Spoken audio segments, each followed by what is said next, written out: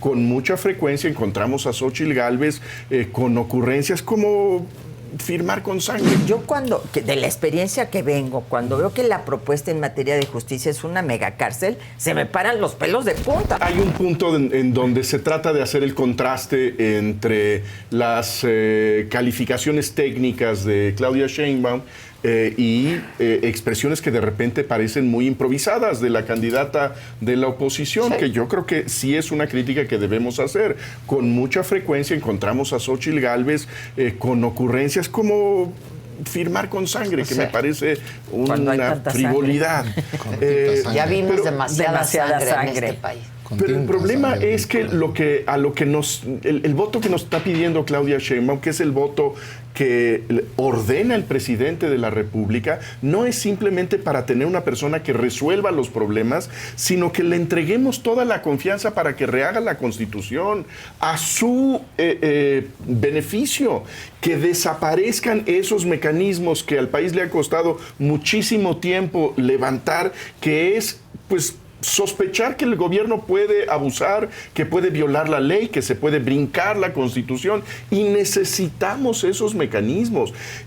Me parece gravísimo que se presente ese alegato de la competencia técnica cuando viene con la petición de entrégale la escritura de tu casa.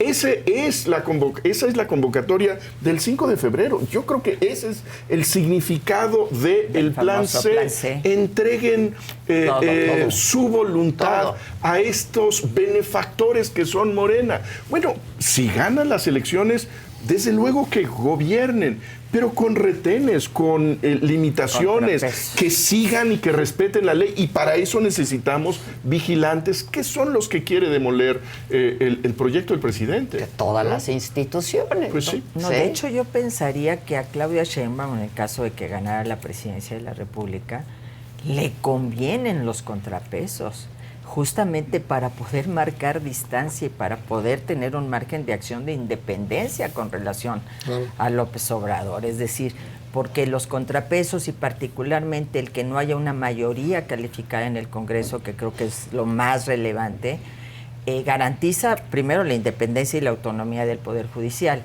pero además el que tenga que dialogar, el que tenga que negociar, como siempre se ha hecho, con las oposiciones, y construir juntos una salida. Entonces, me parece que... De otra forma solo sigue el script.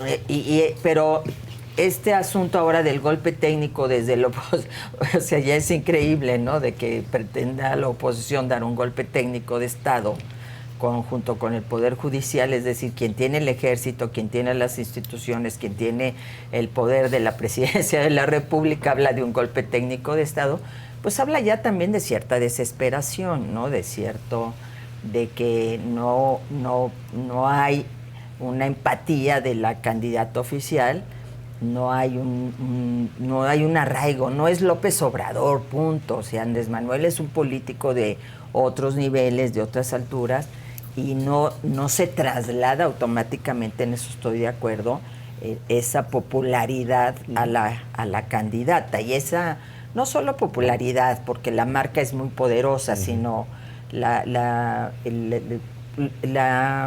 charme que tiene Andrés Manuel ante la gente, ¿no? El carisma, etcétera, ¿no? Yo creo que, por supuesto, estoy de acuerdo en que ha construido un poder unipersonal y en el pecado lleva ahí la penitencia, para seguir con las alusiones religiosas.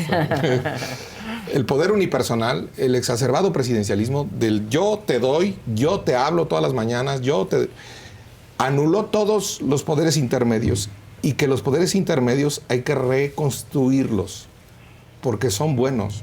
Anuló al Senado, a los diputados, a los alcaldes, a los gobernadores, por supuesto a las organizaciones de la sociedad civil, todo lo anuló directamente. Entonces, todo reclamo directo le vendrá a la presidenta, sea Claudia, o sea Xóchitl, o sea quien sea. Entonces, ahí yo estoy totalmente de acuerdo con tu y no quiero dejar pasar lo de la sangre, porque creo que la campaña se trata, ante una palabra devaluada de los políticos que tenemos en México, se trata la campaña sí de propuestas, pero también de emociones. Ya se ha escrito hasta incluso de una democracia emotiva, ¿no? Ese es alimentar ciertas emociones. Lo de la sangre me parece un gesto que puede ser criticable, que lo de la sangre, pero quiere ser un gesto que refuerce un compromiso, ¿no? Que refuerce un compromiso contra el que se ha mentido de la manera más vil desde Palacio Nacional y desde Morena, que Xóchitl va a quitar el programa de los viejitos, que tú, Rosario, sabes perfectamente que eso viene de antes, que tú lo ejerciste como secretaria. Así es. Que viene de antes, que lo aprobamos en el Senado, que nosotros consideramos un asunto de justicia, que los viejitos tengan esos programas sociales. Entonces, ante la mentira vil, que es así es, pues esto de la tinta, como decía aquella canción tinta de Julio sangre, Jaramillo, Julio tinta sangre del corazón, aquel de Julio Jaramillo, ¿no?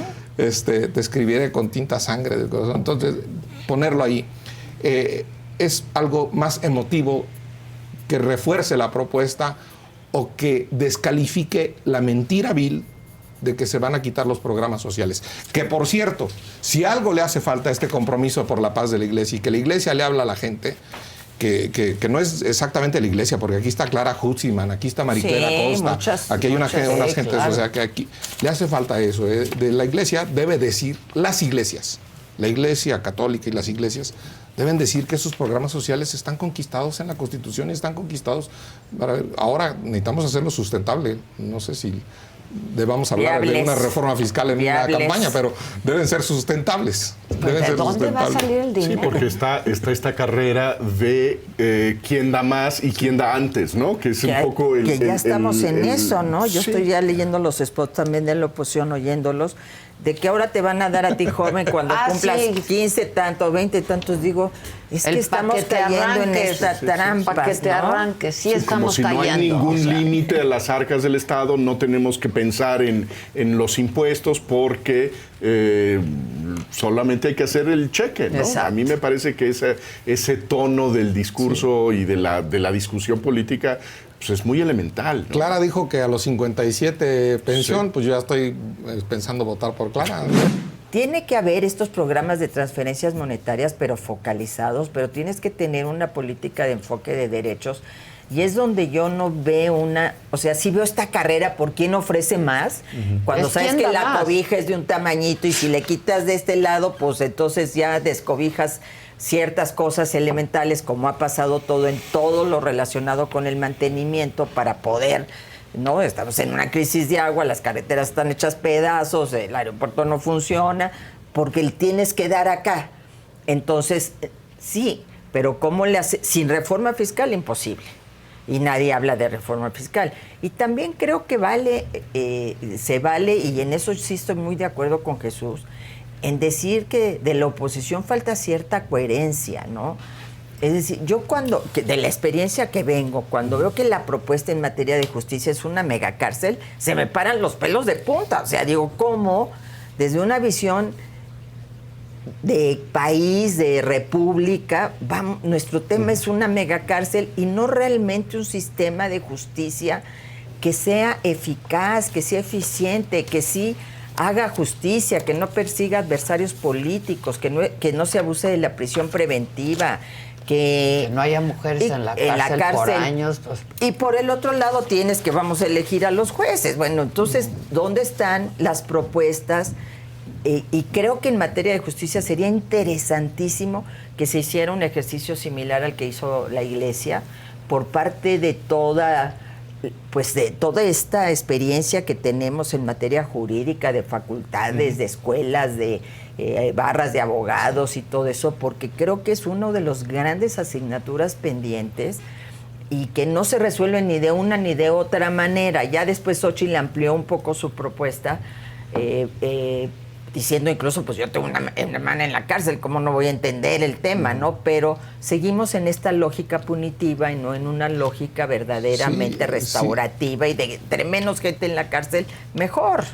Sí compro yo la crítica, digamos, a hilvanar las propuestas que comentas, Rosario, y que Chucho escribió el lunes. Pero sí también digo que hay unos puntos digamos, ideológicos o unos conceptos que pueden hilvanar esta propuesta. Ella habló en el cierre de su precampaña de vida, de verdad, de libertad, en un buen discurso. De prosperidad. Sí. y ahora de prosperidad. Y al inicio de la campaña habló de república. Para mí esto es importante. Y dijo que república era escuela pública, hospital público y seguridad pública. Dijo, o sea, sí hay de dónde hilvanar. Hace falta hilvanar. Y lo de las cárceles, por supuesto que sí. Pero esta es la propuesta del compromiso de la paz, del que estamos hablando. Sí hay que retomar el control de los centros penitenciarios. Sí, claro. Desde algunos centros penitenciarios, no todos, se comanda al crimen organizado de afuera. Aquí dice corrupción del personal, toma de poder de facto por grupos criminales. Estoy leyendo el documento de la Iglesia, que ponen en riesgo la seguridad y la gobernabilidad de dichos centros penitenciarios. Entonces, matizando eso, yo no creo en Bukele y esas animales, esas políticas abuso, animales. Y este abuso de la prisión preventiva, en donde mandas a gente inocente a la cárcel, que tienes 23 de las 24 horas del día encerradas cuando son inocentes, ¿no? Y en celdas, por ejemplo, a mí me tocó vivir de 4 metros cuadrados, 15 a 20 mujeres sin agua, más que en la mañana y en la noche, y ahorita yo creo que menos con toda esta crisis que hay en estos momentos de agua. Entonces, esas personas que sigan sus procesos en libertad. Claro. En cambio, la lógica, aquí sí ya critico la propuesta de Claudia Sheinbaum, no solo de elegir a jueces y demás, sino la parte de aumentar el catálogo de delitos graves. Es que es una ironía que la izquierda... Ya fue aumentado. Que ya, desde luego, en el 2019. Pero además ahora proponen aumentarlo con otros. Entonces, la izquierda, entre comillas, pongo izquierda, está en una lógica más punitiva que critican a doña Cayetana, pero pues están peor. Es decir, están del otro lado.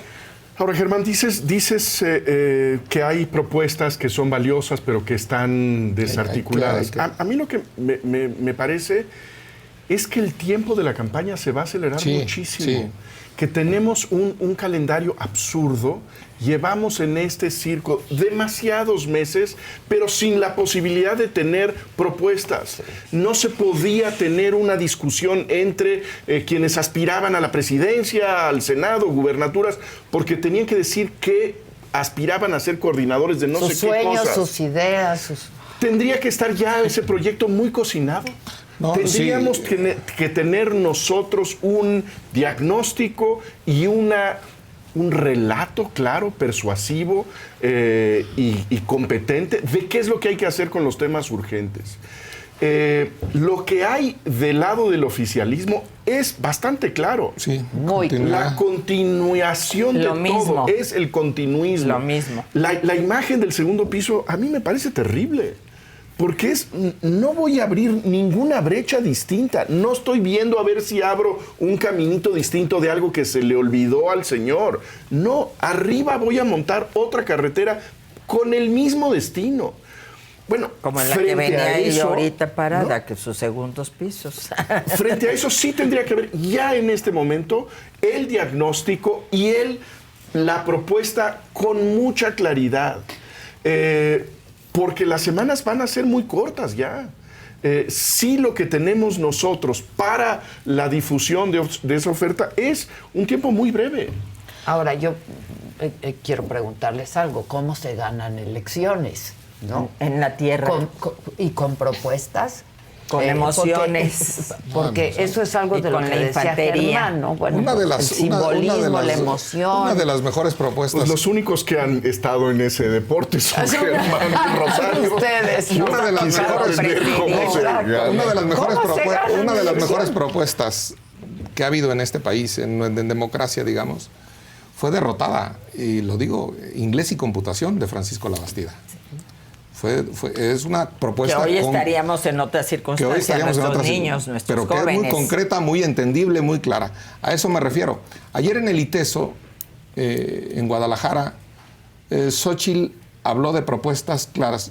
Hay que hilvanarla en esta narrativa, darle una narración coherente, que eso es lo que tú criticas, a estas propuestas. Pero ya habla de propuestas concretas. Ha habido propuestas concretas como la de la refinería. O sea, eso tiene que ver con el medio ambiente, tiene que ver con nuestra calidad de vida. Habla de hospital público, con toda claridad, habla de recuperar el seguro popular abiertamente, o sea, de recuperarlo abiertamente. Sí, el segundo piso, el segundo piso es una alegoría muy mala cuando mucha gente en algunos de los programas era ponerles un piso firme. Sí. Era ponerles piso. Todavía falta mucha gente que tengan piso firme. Y cuando les entregas un piso firme, pareciera que les estás entregando una mansión.